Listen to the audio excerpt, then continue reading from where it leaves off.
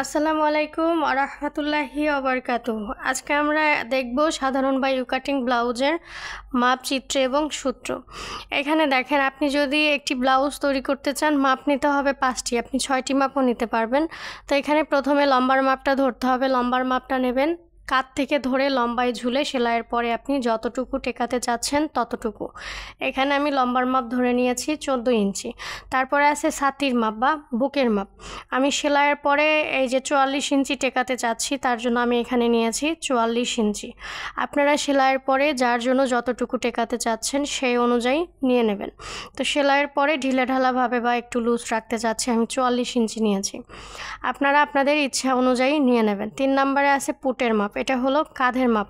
এক কাঁধের জয়েন্ট থেকে অপর কাঁধের জয়েন্টের মাপকে বলা হয় পুটের মাপ। তো এখানে পুটের মাপ যার যেটা আসবে সেই অনুযায়ী নিতে হবে। আমি নিয়েছি 14 ইঞ্চি। তারপরে 4 নম্বর মাপ হলো হাতা। হাতার লম্বার মাপ নিতে হবে। হাতার লম্বার মাপ নিয়েছি 8 ইঞ্চি। তারপরে আছে মুহুরি। এটা হলো হাতার ঘিরের মাপ। হাতার ঘিরের মাপ ধরেছি 12 ইঞ্চি। আর 6 নম্বর আরেকটা মাপ রাখতে পারেন, এটা হলো কোমরের মাপ। কোমরের ঘিরের মাপটা নিতে পারেন যদি নিতে চান। তো এখান থেকে আপনার প্রথমে বের করতে হবে গলা। 44 সাইজের জন্য আমি এখানে গলা নিয়েছি 5 ইঞ্চি। আপনারা আপনাদের ইচ্ছা অনুযায়ী গলা ছোট করতে পারেন, আবার চাইলে বড় করতে পারেন। ইচ্ছা অনুযায়ী গলার মাপটা নিয়ে নেবেন। তারপরে এখান থেকে নিয়েছি মোহরা। মোহরা নিয়েছি 44 সাইজের জন্য 8.5 ইঞ্চি। তাহলে এখান থেকে ধরে 44 সাইজের জন্য আমি মোহরা নিয়েছি 8.5 ইঞ্চি। তারপরে নিয়েছি লম্বার মাপ। এখান থেকে ধরে লম্বা নিয়েছি 14 ইঞ্চি। লম্বা আছে 14 ইঞ্চি, এখানে লম্বা দিয়েছি 14 ইঞ্চি। তার সাথে আরও 1 ইঞ্চি দিয়েছি প্লেট, এই যে সেলাইয়ের জন্য দিয়েছি 1 ইঞ্চি। তারপরে এখন নিতে হবে পুট গলা। পুট গলা ধরেছি 3 ইঞ্চি। 44 সাইজ যাদের স্বাস্থ্য স্বাভাবিক বা কম তাদের জন্য নিতে হয় 2.5 ইঞ্চি, যাদের স্বাস্থ্য ভালো তাদের জন্য 3 ইঞ্চি। তো এখান থেকে আমি নিয়েছি 3 ইঞ্চি। তারপরে এখান থেকে নিয়েছি পুট লাইন। পুট লাইন হবে পুট মাপের অর্ধেক যোগ সেলাইয়ের জন্য 1/2 ইঞ্চি। এখানে পুট আছে 14 ইঞ্চি।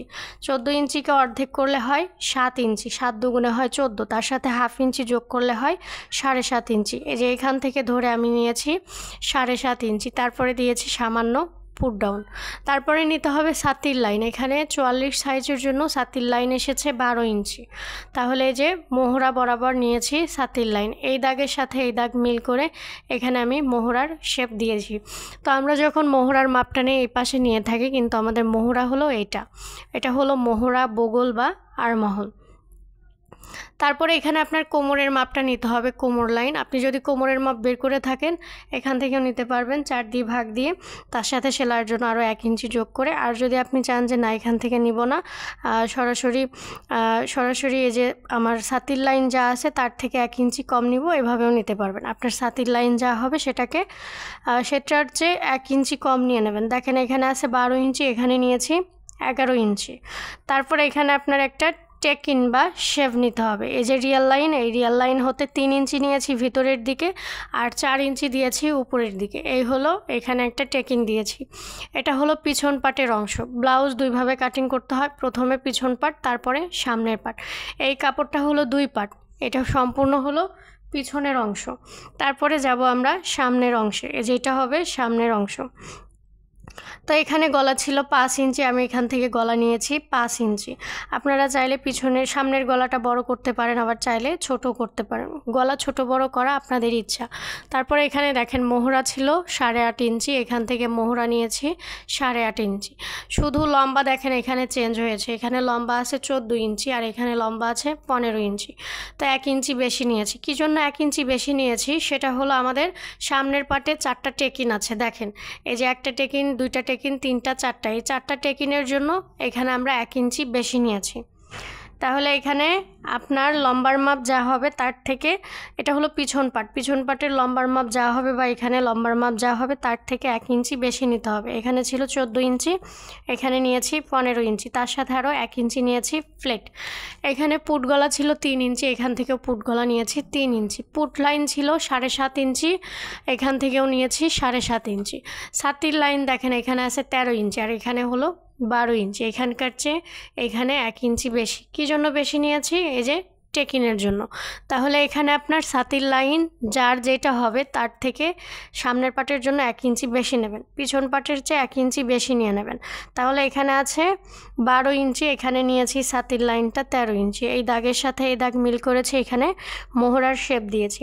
তাহলে কোমর লাইনটা একইভাবে নিতে হবে, আপনার ছাতির লাইন যা হবে তার থেকে 1 ইঞ্চি কম। এখানে ছাতির লাইনটা আছে 13 ইঞ্চি, এখানে নিয়েছি এখান থেকে 12 ইঞ্চি। শুধুমাত্র দেখেন একটু চেঞ্জ, বেশি না। পিছন পাটের চেয়ে সামনের পাটের জন্য লম্বায় 1 ইঞ্চি বাড়তি হবে, আর ছাতির লাইনটা বা কাটিং লাইনে 1 ইঞ্চি বাড়তি হবে। তাছাড়া সব কিছু একই আছে। এখন আমাদের এই যে 4টা টেকিন তৈরি করতে হবে। প্রথম যে টেকিনটা নেবেন এই যে এই নিচ থেকে 2 ইঞ্চি বা 3 ইঞ্চি উপরে, এই নিচ থেকে 2 ইঞ্চি বা 3 ইঞ্চি উপরে একটা টেকিন নেবেন। এখান থেকে যে 2 ইঞ্চি বা 3 ইঞ্চি উপরে একটা টেকিন নেবেন। তো টেকিন নেওয়ার আগে আপনার নিপল বিন্দুটা মার্ক করতে হবে। নিপল বিন্দু কিভাবে মার্ক করবেন? এই যে কাঁধ থেকে ধরবেন, কাঁধ থেকে ধরে আপনার নিচের দিকে, কাঁধ থেকে ধরে নিচের দিকে আপনার 8.5 বা 9 ইঞ্চি। যাদের স্বাস্থ্য ভালো তাদের জন্য 9, আর যাদের স্বাস্থ্য স্বাভাবিক তাদের জন্য 8.5। তাহলে কাঁধের উঁচু স্থান হইতে নিচের দিকে 8.5 বা 9। যাদের স্বাস্থ্য ভালো তাদের জন্য 9, আর যাদের স্বাস্থ্য স্বাভাবিক তাদের জন্য হলো 8। বা যাদের বয়স আপনার 15 থেকে 40-45-এর মধ্যে তাদের জন্য নিতে হবে 8, 8.5। আর যাদের বয়স আপনার 40-এর উপরে উঠে গেছে বা 45-এর উপরে উঠে গেছে তাদের জন্য নিতে হবে 9। তো এখান থেকে ধরেন আমি এখানে নিয়েছি 9 ইঞ্চি, আর ভিতরের দিকে 3 ইঞ্চি। বুক যদি বেশি বড় হয় সেক্ষেত্রে আপনি 3.5 ইঞ্চি ভিতরের দিকে নিয়ে নেবেন। তো এটা হলো নিপল বিন্দু। আমি নিপল বিন্দুটা মার্ক করে নিয়েছি, যে এখানে লিখে দিয়েছি নিপল বিন্দু। তারপরে যে এখান থেকে টেকিন বা শেপ নেবেন, এখান থেকে ধরে 2 ইঞ্চি বা 3 ইঞ্চি, যে নিচ থেকে ধরে 2 ইঞ্চি বা 3 ইঞ্চি উপরে একটা টেকিন নিয়েছি, এখান থেকে নিয়েছি। এখানে নিপল বিন্দুটা ফাঁকা রাখতে হবে। কতটুকু ফাঁকা রাখবেন? যাদের বুক ছোট তাদের জন্য 1.5 ইঞ্চি ফাঁকা রাখবেন, যাদের বুক ছোট তাদের জন্য 1.5 ইঞ্চি ফাঁকা রাখবেন, আর যাদের বুক বড় তাদের জন্য 2 ইঞ্চি ফাঁকা রাখতে হবে। তো এখানে দেখেন 44 সাইজ, তার জন্য আমি এখানে 2 ইঞ্চি ফাঁকা রেখেছি। 2 ইঞ্চি ফাঁকা রেখে যে এখান থেকে 2 ইঞ্চি ফাঁকা রেখে আমি একটা টেকিন নিয়েছি। তো আমি যদি একটু স্কেল দিয়ে দেখাই, আপনি স্কেলটা এভাবে ধরবেন, এই যে 1 2 3 4 যেখানে লেখা থাকবে এভাবে ধরে এই যে 2 ইঞ্চি ফাঁকা রেখে ধরেন এখান থেকে আমি 2 ইঞ্চি ফাঁকা রেখে যে একটা টেকিন নিলাম, এভাবে নিতে হবে।